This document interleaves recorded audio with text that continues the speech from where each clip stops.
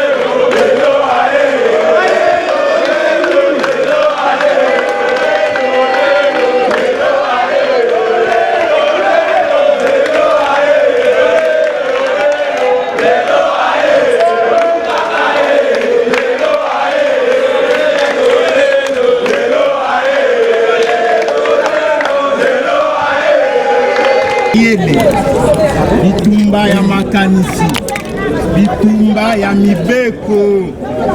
Abenisaki mwana mboka Mike Mukeba na procès oyo magistrat à parquet autobengaka ministère public na partie civile naye topé partie victime monsieur Daniel Mwanankeba toyaki ko samba na cour d'appel ya Gombe pona makambo batiaki na motu ya mwana mboka Mike na kokota na kati te kasi to bloqué bango kaka na porte na droit balobaka la forme garantit les fonds to kangi porte ya procès to lobi to kokota na kati ya ndako te parce que to présenter ba moyen ba bengi exception ya nullité ya procédure to lobi to ko samba makambo na kati te to sukobe na porte total ici na magistrat à parquet na cour d'appel ya Gombe que honore le Mike Mukeba azali na ba immunité parlementaire na ye to sengi na bazuzi oyo toyebi bokasité na bango ba constater que 1 la procédure oyo batindaki mwana mboka Mike Mukeba na makala euti kotombe nul et de nul effet to joui nullité to bokufi ya procédure wana l'article 118 ya règlement intérieur o elobi nini mama Tatiana ba mama ba Rolanda biso boluka ki état de droit to komi article wana elobi ete soki olongoli député bolanda na bokebi na sengi na Godin Poi afongola matoi alanda na bokebi na côté ya mabonzealité alanda na bokebi toyebisi bazuzi mwana mboka Mike il faut abima na boloko kaka ndenge totelemi awa oui abima na boloko azonga na ndako na ye parce que magistrat apaki afundier a violé toutes les formes prescrites na constitution l'article 17 constitution l'article 17 elobi okoki kokanga moto okoki kosambisa moto okoki kolandela moto kaka na ba forme oyo mibeko autorisé yo ba forme yango ezali nini pona mwana mboka Mike en tant que député provincial balobi na forme bolanda na bokebi okoki kokanga député provincial te soki lokola Mike elle est suspendu olongoli na ino suspension na été ya bo été yo bureau président ya bureau Godin Poi au suspendre Mike na 12 mois azwa lomea te ndako na elala nzala azwa salaire te emolima te afanda na ndako atia makolo na parlement te azwaki suspension ayoki elengi honorable afandi na ndako sika oyo bakomele mokanda na magistrat parquet longola immunité ali ba barrière na poursuite ba obstacle na poursuite et lokola mbule ko beta yo zui parapluie au tie moyen moyi moyen mbule zo te nde ba benyo immunité parlementaire tango procureur asengi ba longola Godin po ya bosani ete moto wana basengi ba longola immunité a suspenda kai nde ba moto sambi yango wana siko na ka oyo elobi boye lokolo lingi balongola immunité ya Mike lokolo yo moto suspendaki il a fallu longola na ino suspension obengisa ye na bureau po pekisa ki ayate parce que procédure est contradictoire tango basengi olongola député immunité na ye lokolo yo pekisa ki ayata makolo ali nzambe te ali pe satana te moya ba pe mokando eza na bureau ezali te nde il a fallu kolongola immunité na ye kolongola suspension kobengisa ye na bureau koyebisa honorable Mike kala procureur soki wana bato ezali c'est une république normale hein? C'est pour les gens normaux batonde bakosalaka mosala na kolandisama mibeko okoyebisa Mike Mukebai na longoli suspension na yo yaka na bureau yaka na 118 kobengisa pe procureur yo pe yaka Mike alobi moi likambo na bureau procureur pa lobby ezali lokola ko sambisa na bureau bolanda na sima bureau ko voter na majorité soki majorité boy ko longola immunité moyen ba longola réalité procès verbal oyo ba sambisa bango réalité procès d'audition procès verbal il y a décision oyo ba lakisi majorité quorum sur 5 membres, majorité va décider l'ongwa. Égalité. Dans le total, c'est obi et ba violation, il y a forme prescrite de nullité. Il y a procédure. Le col à mon amboka, bayoka qui était, ba sambiciété, va permettre qu'il y ait la droit de recours, pour déployer sa colis, l'anzela étandoïke, to longoli maiki muke baye immunité. Ndeto ebisi bazouzi. Si le lot est longwate.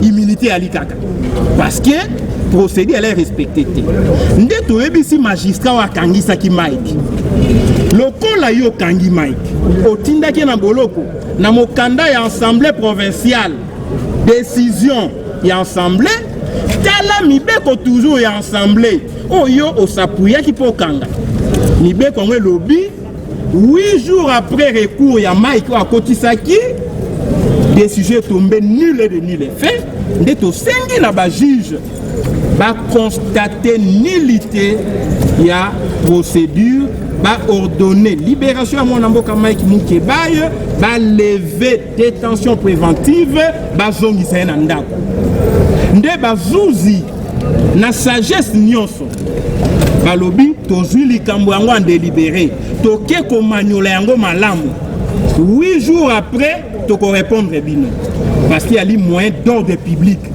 ce que bêtier le coin a procès la zouzi il faut répondre et envoyer tout avancer donc procès à l'élo et à là qui rien que sur la forme pour présenter exception à nullité à procédure to sengi libération à mon amboka Mike Mukebai to sengi azo nganda konae yepe azo wa moyen ya défense nyonso pour afunda pe monsieur Godin Poi à landela pe magistrat pour atanga qui est en violation à procédure et puis Mike pa lobi yango afundi déjà bonjour on tous en 40e jour par rapport à l'évolution de Femme. Merci le Zali ndenge tolobaka na droit à faire en introduction c'est-à-dire il kamunde to bandeli yango lelo et utaki na parquet place basaki instruction pré-juridictionnel ndenge balobaka na ministère public et ndé lelo toyaki na cour d'appel pour na basambisa ye pour na bakata ye mbano ke soki akweyaki bakateli ye mbula boni ya boloko mais eloko tosali awa ezali tobengaka yango bapréalable bamoyen de droit omoni mibeko soki ofundi mutu ezalaka na baprocédure ebele soki mokanda wana esalamaki mabe tobenga yango contrat judiciaire esalamaki mabe tokosoulever oyo tobengaka bapréalable et préalable wana soki ezali bamoyen d'ordre public et que biso toyebi ke tovandisi yango et que ça là que bah comment tu dossier dans ma boîte on a cas ya Mukebai arrestation ya Mukebai soko landi yango ezali illégal arbitraire pour nini pour mibeko za ko senga na assemblée provinciale d'abord à respecter règlement intérieur na o ya salaki na kati ya règlement na e lobi nini soko kangi mutu au suspendre ye soko lingo lever ba immunité na faut banane pour lever suspension wana après on lever ba immunité na bango basali yango te ministère public a pimela ki Mike Mukebai ko tanga même ba mikanda mususu o esengela ki ba pesa ngo Mike Mukebai pour ndenge azali mokangami mingi wana basalaki yango te donc voilà ba élément ebele auto soulever le lot et ça dit que et en plus de cela il y a un article moko 66 il y a loi organique pour les akokamba justice et lobby boye que magistrat a sengeli à respecter libeko oya salaki les années de déontologie na bino ba journaliste ce qu'on respecter yango te ou violer yango donc le ministère public a violé ki yango et article 166 est kangié ndenge que non akoki ko bimate nde biso to lobby ndenge arrestation les arbitraire ezali illégal to sengi na bango ba bimisaye sur le banc ba libérer sans autre forme de procès et je crois tous en a confiance na ba juge na biso ndenge bazu à faire en délibéré pour na ba se prononcer et que justice est comme ça musa nango na ndenge elongo bani attendenge baza ko loba que non voilà les ali procès moko politique boutique banini mais to kanisi justice na biso au président de la République aza ko beta c'était tongo surtout état de droit Mike Mukebai a ko retrouver liberté naie. En tout cas, et c'est écouter ça sur le banc, c'est-à-dire quand on a milité on est aux Alaki, juge Azu Mokano, mais les alliés Tokoki quand on a quatre mécaniciens à juge té, bah sengi ba kende, bah solo là, bango na bango, parce qu'en fait ils ont pris l'affaire en délibéré comme on dit et qui vont se prononcer dans les délais. Ndé ba pese biso date wana Tokoya. Donc pendant le bana mo poussé, tozon à le 9 mercredi, tozon à le 9 pour na bakata likam. Déjà ce qu'on a bateau déjà bazola na peuple congolais ba ko espérer déjà nini par rapport à l'évolution du dossier. Bon, biso toza ba avocat, tokoki kokota na kati ya mael ya juge té, juge aza souverain, mais ndenge biso to présenter likambo po na bibe qu'on a droit moyen d'ordre public ba kimaka yango té. Ba kimaka yango té. Donc ceux qui yango et sali que non et vandi ndenge to lobaka na lingala. En tout cas prévenir Mukebai à cause de la liberté na épée à Kobima. Pour que Kango bakangi est comme illégal, ba respecter ba principe ya droit té, ba norme administrative que tu vas respecter en côté. Donc c'est ça. La réponse na ba moyen na biso ba ko constater et puis tu toujours rassurer ba na ki mercredi honorable Mukebai a kotambola la ville à Kinshasa a ko retrouver base na ye au moment où ba ezaki belé lelo na parler quoi ko soutenir honorable Mukebai.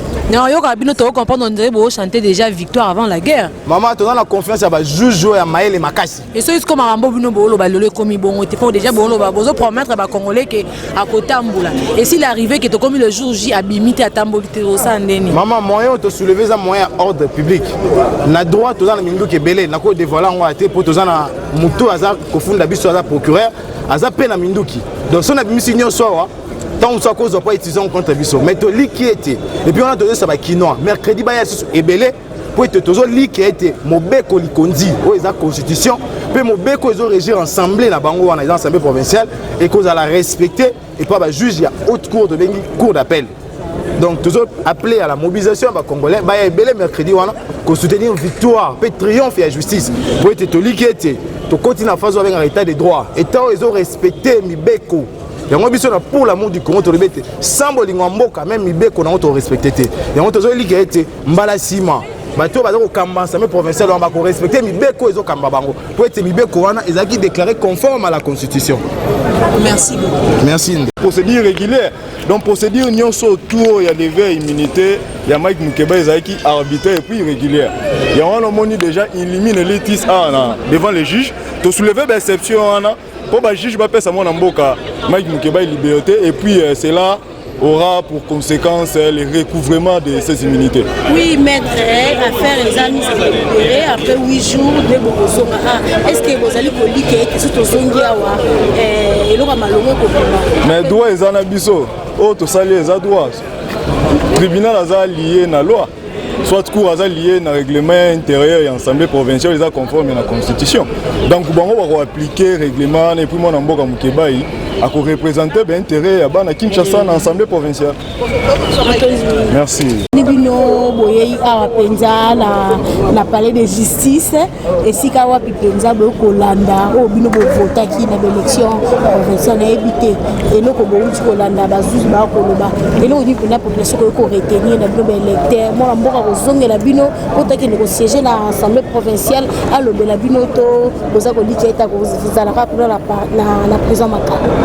Bon, pour nous premièrement na ebi que non honorable Mike Mukeba alobela déjà biso ezate que non nde bakangi toko bimanae article lobate alobela ka déjà biso bon basali erreur na bangona on les erreurs na on dossier ya grave basali mais libération ya Mike Mukeba pour nga Joël na kolo babu eza sengo toyaki pona honorable na biso tolandaki pe tokendaka pe tina za prison amona biso prison toyebisaki ka note honorable ndenge okewana eza lonka nde bokelala na momuke mais mabele na yo eza ka wana pe molobeli na biso azati eza ka ye pe tika pe ka ye Mike Mukeba honorable bon pona nga elo na kolobela pona biso ba lingwala toyaki nde pona libération ya Mike Mukeba mais na yebi que non akozonga lisu bolo côté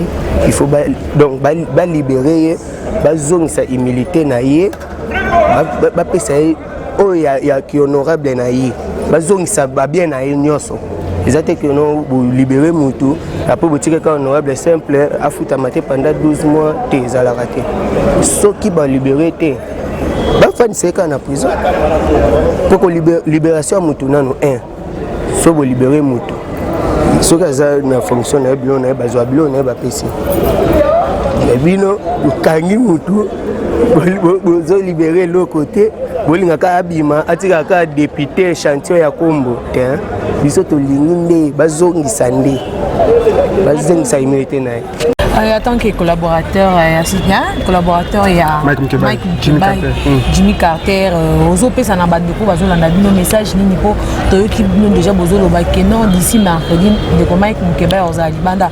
Est-ce que vous avez Bozo déjà victoire avant la guerre? Le problème, il y a Mabé, quand même victoire avant la guerre, et Zawanati.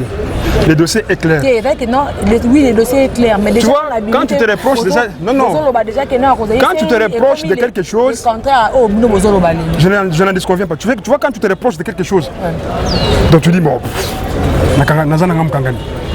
Mais hier, au Limbi, ça pour moi, il y a un peu moi, on va côté moi, on continue à soigner, on comprend, on continue à français, les gars, on comprend. Ok.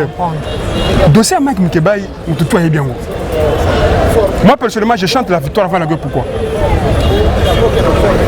Surtout, on a une suspension à Mike Mukeba. C'est une suspension illégale. On a suspendu Mike Mukeba pendant une année avec privation de salaire. Nous avons moi, si, il y a un bana, il y a un collaborateur, mais bon, suspendre. Tout ça, c'était pour les faire taire. Ils ont vu que malgré la suspension, moi, je suis un systématique. Aujourd'hui, nous avons l'Assemblée provinciale. On a tenté, pendant l'Assemblée provinciale, il faut après une année. Nous sommes à la maison, mais la boule a rebossé dans le palais. Tu peux te suspendre pendant une année, mais la télé, tout à. On dirait l'Assemblée provinciale comme une télé. Qu'est-ce qu'ils ont? Ils se sont décidés de créer les procès bidons. Tu vois les procès ici, ne voyez pas mon anteba. Il y a les gens qui sont derrière mon anteba. Mon anteba, il n'y a pas de chantier les dossiers, il y a des lourds derrière les dossiers. Il y a des lourds qui sont derrière les dossiers. Des lourds, tout le monde le sait. Tout le monde le sait. Alors, tu voyez si koyo, tu kangaye, tu tiaye, na boloko. Comme ça, na boloko kuna, moi bête le sous ezate. Zokande lokota monene, na boloko kuna, moi na maya ko beta. Oui, puisque le biso toujours bagarre. Et ça, ce ne sont pas des arrestations qui vont nous faire taire négatif. Nous devons apprendre à se battre pour des valeurs dans ce pays. Ce qui n'est pas c'est anormal. Ce qui est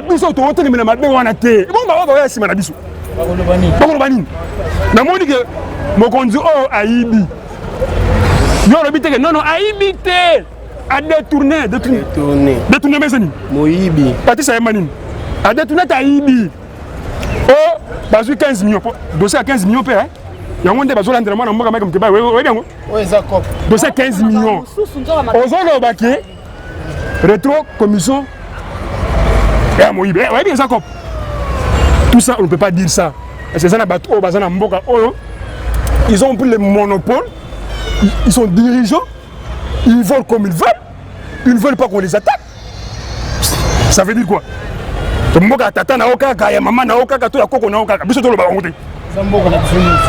Nous sommes tous des Congolais.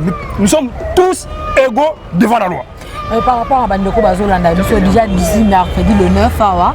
Nous avons verdict à Souka par rapport à Ndeko Mike Mukeba. Bandeko Bazolanda bino ba espérer nini.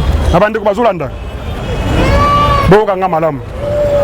Dossier ya Mike Mukeba est vide. On lui reproche de rien. On va revenir ici le mercredi. Suite et fin. Le ministère public bakangi mulokuna. Yanga ba kuezo ya bazo ko résister.